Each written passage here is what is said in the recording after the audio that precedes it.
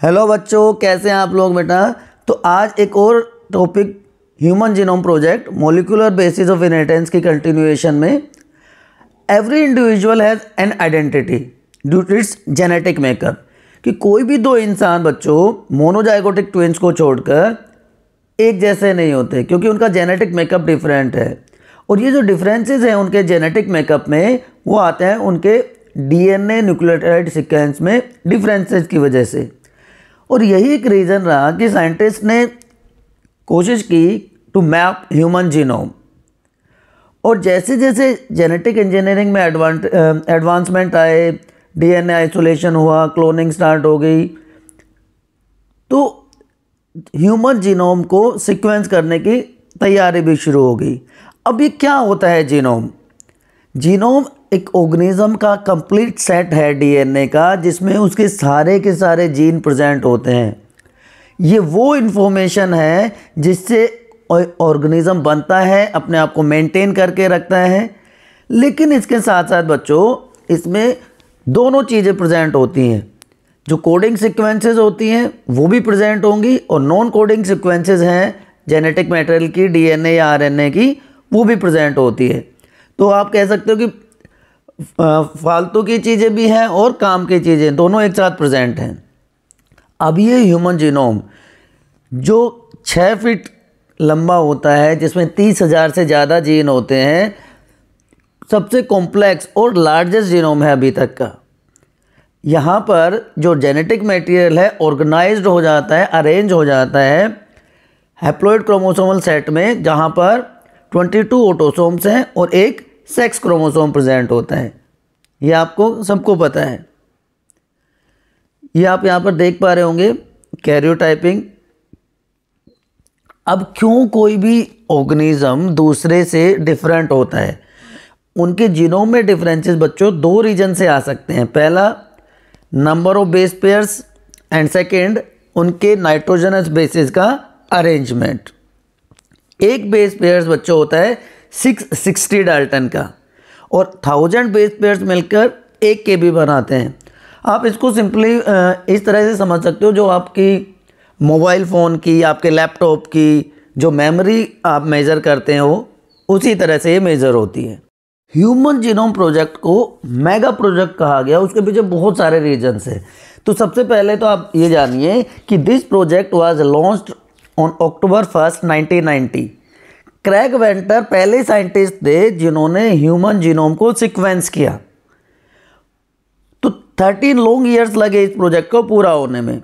Secondly, cost $9 billion इस project को complete करने में लगे। तो कॉस्ट की वजह से भी इसको मेगा प्रोजेक्ट समझा गया। 3 × 10⁹ बेस पेयर्स को आइडेंटिफाई करके सीक्वेंस किया गया, तो नंबर भी ज़्यादा था। अगर डाटा की बात करें तो जो डाटा जनरेट हुआ इस प्रोसेस में, अगर उसको बुक्स की फॉर्म में पब्लिश किया जाए तो 3300 बुक्स, जिसमें हर बुक में 1000 पेजेस हों और हर पेज पे 1000 लेटर्स हों, इतना ज़्यादा अमाउंट का डाटा प्रोसेस किया गया।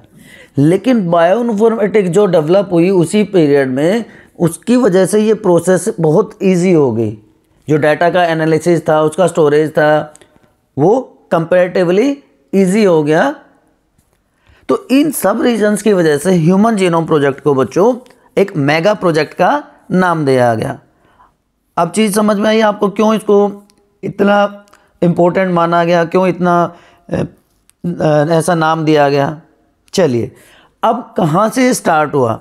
आपने पीछे देखा कि 13 लॉन्ग ईयर्स इस प्रोसेस को कंप्लीट होने में लगे। एक्चुअली इनिशियली यहाँ पर नेशनल इंस्टीट्यूट ऑफ हेल्थ और डिपार्टमेंट ऑफ एनर्जी USA, इन्होंने इस प्रोजेक्ट को 1990 में स्टार्ट किया। यहाँ पर फंडिंग आई UK की वेलकम ट्रस्ट से, जिन्होंने एज ए मेजर पार्टनर इस प्रोजेक्ट को ज्वाइन किया। उसके बाद में बहुत सारे साइंटिस्ट, बहुत सारे कंट्रीज़ भी इसका पार्ट बन गए, चाहे वो जापान हो, चाहे वो फ्रांस हो, चाहे वो जर्मनी हो, चाइना हो। तो ब्रेक थ्रूज की बात करें तो 1990s में दो मेजर कंट्रीब्यूटर्स थे। कौन कौन से? National institute of health and US department of energy, उन्होंने इसको स्टार्ट किया। उसके बाद बहुत सारी यूनिवर्सिटीज़ और रिसर्च सेंटर्स इसमें इंक्लूड हो गए। यूनाइटेड स्टेट, यूके के वेलकम ट्रस्ट आ गई एज ए मेजर पार्टनर, है ना। और इसके पैरेलल एक और प्रोजेक्ट गवर्नमेंट स्पॉन्सरशिप के बाहर भी स्टार्ट हुआ था। सेलेरा जेनोमिक्स एक फार्मास्यूटिकल कंपनी है, वहाँ पे उन्होंने स्टार्ट किया। What are the unique features of human genome project? बेटा हमने देखा कि टोटल 23 क्रोमोसोम है हैप्लॉइड सेट में, 22 ऑटोसोम्स एंड 1 सेक्स क्रोमोसोम। तो इस ह्यूमन जीनोम में more than 3 billion base pairs present हैं, लेकिन इसमें से सिर्फ 3% जो है जीनोम वो अमीनो एसिड के लिए कोड करता है, पॉलीपेप्टाइड की फॉर्मेशन करता है। और 99.9% जो न्यूक्लियोटाइड बेसिस हैं, सीक्वेंसेस हैं, वो एग्जैक्टली सेम होती हैं हर ह्यूमन बीइंग में। तो ओनली 0.2% जो है वो डिफरेंस देखने को मिलता है। और अभी भी 50% से ज़्यादा जीन्स का फंक्शन हमें पता ही नहीं है। क्रोमोसोम 1 पे मैक्सिमम नंबर ऑफ जीन होते हैं 2968, और वाई क्रोमोसोम पे सबसे कम नंबर ऑफ जीन्स होते हैं 231। Clear to everyone? चलिए, अब जो लेंथ है डिफरेंट ह्यूमन जीन्स की वो भी वेरी करती है बच्चों। एवरेज साइज जीन का है 3000 बेस पेयर, लेकिन हमारी बॉडी में जो सबसे बड़ा जीन है वो डिस्चेन मस्कुलर डिस्ट्रोफी का है, जो एक्स क्रोमोसोम पे प्रेजेंट होता है। उसमें होते हैं 2.4 मिलियन बेस पेयर्स, जबकि स्मॉलेस्ट जीन ट्रांसफर आरएनए का है, टीआरएनए है, जिसमें सिर्फ 76 न्यूक्लियोटाइड्स ही प्रेजेंट हैं। डीएनए का वो पार्ट जहां पे रिपीटेड सीक्वेंसेस प्रेजेंट होती हैं उनको कहा जाता है रिपीटेटिव डीएनए सीक्वेंसेस, और ये अलग अलग टाइप का हो सकता है। अगर 150 से 300 बेस पेयर्स प्रेजेंट हों तो वो कहलाता है हाईली रिपीटेटिव डीएनए, जहां पर ट्रांसपोसोन्स या जंपिंग जीन्स प्रेजेंट होते हैं। ये मिनी सैटेलाइट्स के फॉर्म में भी प्रेजेंट होते हैं, जहां पे सिर्फ 11 to 60 बेस पेयर्स होंगे। इनको कहा जाएगा VNTR, variable number tandem repeats, और ये वाइडली यूज होते हैं डीएनए फिंगरप्रिंटिंग में, जिसको हम आगे डिस्कस करेंगे। लेकिन 1 मिलियन से ज़्यादा कॉपीज सिंपल सीक्वेंस रिपीट्स या माइक्रो सैटेलाइट्स के फॉर्म में प्रेजेंट होते हैं, जहाँ पर सिर्फ 5 से 8 बेसेस ही प्रेजेंट होंगे। ये सीक्वेंसेस जो हैं ये सेंट्रोमियर या क्रोमोसोम के एंड पे प्रेजेंट होते हैं, और इनको जंक डीएनए भी कहा जाता है, क्योंकि इनका कोई रोल नहीं है डायरेक्ट कोडिंग में, but still they are important. क्यों?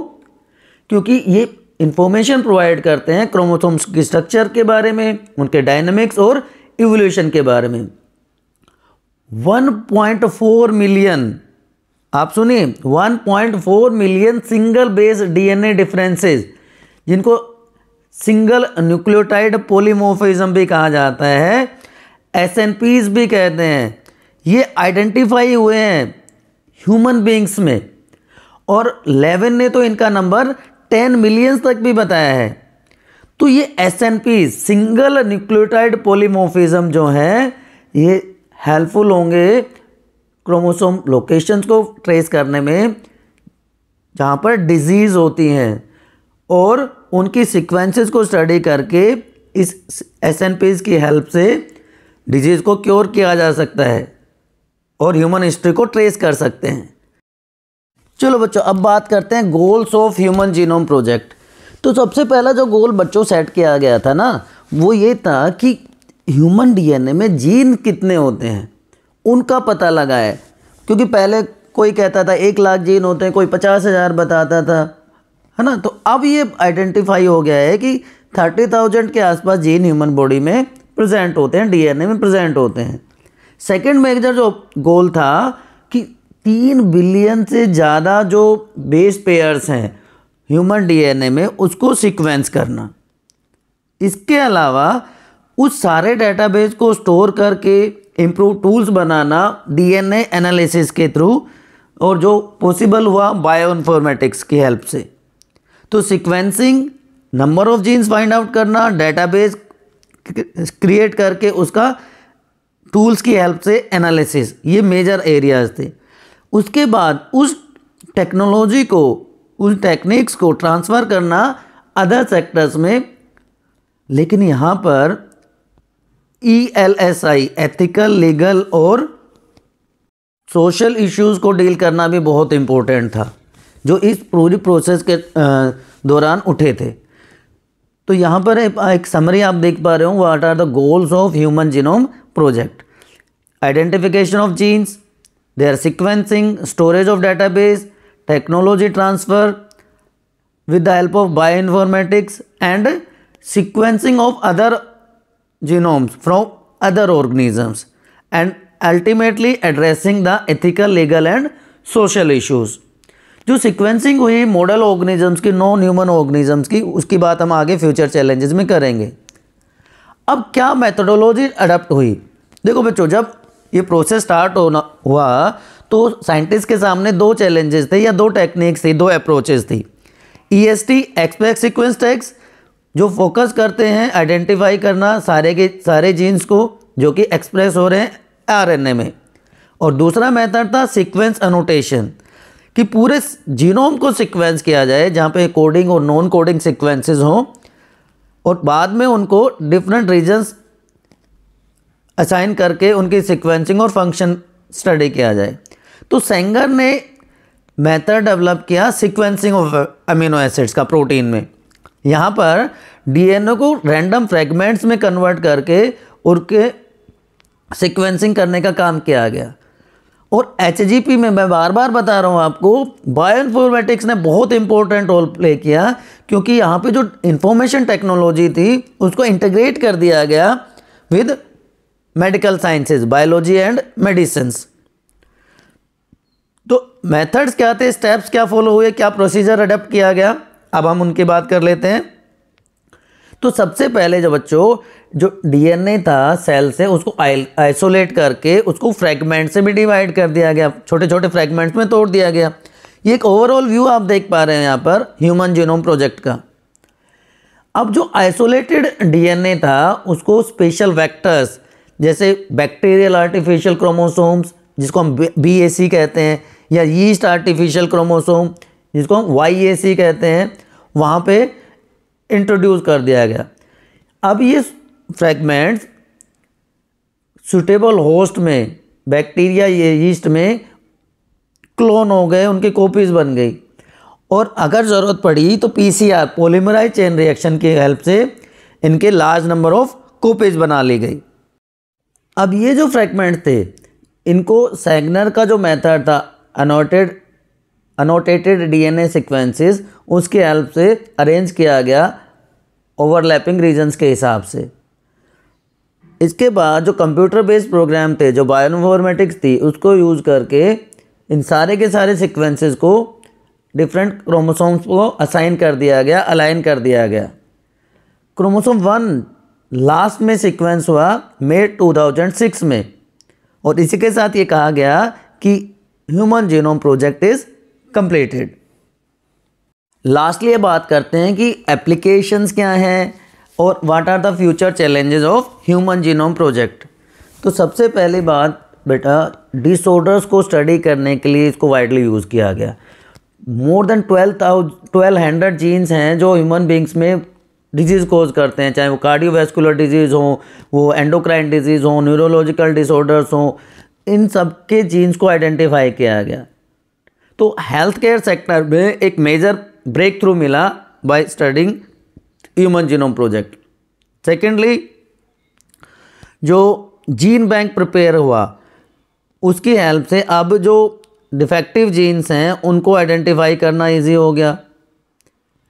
फोरेंसिक साइंस की फील्ड में ज़्यादा बेटर अंडरस्टैंडिंग डेवलप हो गई है, उनको इसको वहाँ पे यूज़ किया जाता है। म्यूटेशन को आइडेंटिफाई करना with different forms of cancer, ये इजी हो गया ह्यूमन जीनोम प्रोजेक्ट की स्टडी के बाद। और एक बहुत ज़्यादा डेटाबेस मिल गया है जिसकी हेल्प से फ्यूचर चैलेंजेस भी इजीली डील किए जा सकते हैं। अब देखिए, एक सिंपल सा एग्जांपल मैं आपको यहाँ पर शो कर रहा हूँ कि कैसे DNA सीक्वेंस में वेरिएशन जो होती है उसकी वजह से जीन के प्रोटीन चेंज हो जाते हैं, जेनेटिक कोड चेंज हो जाता है। एक पर्सन है जिसमें जीन ए है, ALA आपको दिख रहा होगा, GCA। सेकंड पर्सन में ये चेंज होकर GCG हो गया, एंड थर्ड पर्सन में फिर से GCA लेकिन सेकंड बेस पे चेंज आ गया। विजुअलाइज कर पा रहे होंगे आप। तो सिंगल पॉइंट पे पॉइंट म्यूटेशन की वजह से ही कैसे चीज़ें चेंज हो जाती हैं, ये आप समझने की कोशिश कीजिए। देखिए पर्सन 1 में AAA TTT नॉर्मल प्रोटीन है, कोई नेगेटिव इम्पैक्ट आपको दिखाई नहीं दे रहा। लेकिन सेकंड और थर्ड पर्सन में, सेकंड में थर्ड पोजीशन पे T आ गया, थायमीन आ गया, और थर्ड में साइटोसिन आ गया, जिसकी वजह से वेरिएशंस आ जाते हैं, जो लो या नॉन फंक्शनल प्रोटीन्स की फॉर्मेशन हो जाती है। पॉइंट म्यूटेशन का एग्जांपल हमने ऑलरेडी डिस्कस किया हुआ है, सिकल सेल एनीमिया, कि बीटा चेन में 6 पोजीशन पे ग्लूटामिक एसिड की जगह वेलिन बन जाता है ना। इसके साथ साथ ये फ्यूचर कंसर्न्स की अगर हम बात करें तो कुछ एथिकल और कुछ लीगल कॉम्प्लिकेशंस भी देखने को मिल रही हैं, क्योंकि कमर्शलाइजेशन जब होता है ना प्रोडक्ट्स का बच्चों, तो उसमें कोस्टिंग की प्रॉब्लम आ जाती है। सेकेंडली यहाँ पे इतना ज़्यादा डाटाबेस है तो प्राइवेसी कंसर्न्स उठने लगे हैं, हेल्थ और एनवायरनमेंट रिलेटेड इश्यूज हो गए हैं, और जो नॉन ह्यूमन ऑर्गेनिजम्स को स्टडी के लिए यूज़ किया जाता है तो एनिमल लवर्स उसके ऊपर भी कंसर्न्स उठा रहे हैं। फ्यूचर चैलेंजेस में बेटा सबसे पहले जो चीज़ आ जाती है कि जितने भी जीन्स हैं उनको आइडेंटिफाई किया गया है, उनकी लोकेशन को, उनके फंक्शन को स्टडी किया जाए, जिससे कि डिजीज़ को क्योर करने में हेल्प मिले। इसी तरह क्रोमोसोम के स्ट्रक्चर का भी ऑर्गेनाइजेशन करना इम्पोर्टेंट हो गया है। बट मैं जो बात कर रहा हूँ फ्यूचर चैलेंजेस में, कि जो नॉन ह्यूमन ऑर्गेनिजम्स हैं उनकी नेचुरल कैपेबिलिटीज़ को यूज़ किया जाए, जिससे हमारे फ्यूचर के जो चैलेंजेस हैं, चाहे वो हेल्थ केयर के हैं, एग्रीकल्चर के हैं, एनर्जी प्रोडक्शन के हैं, उनको डील किया जा सके। और इसी को ध्यान में रख के बहुत सारे मॉडल ऑर्गेनिज्म की सीक्वेंसिंग की गई है, चाहे वो बैक्टीरियल सेल है, यीस्ट है, और प्लांट्स में राइस या ड्रोसोफिला, इनकी जीनोम की भी सीक्वेंसिंग की जा चुकी है। होप चीज़ें आपको समझ आई होंगी। हमेशा की तरह अगर आपको अभी भी कोई डाउट है, you can ask in comment section.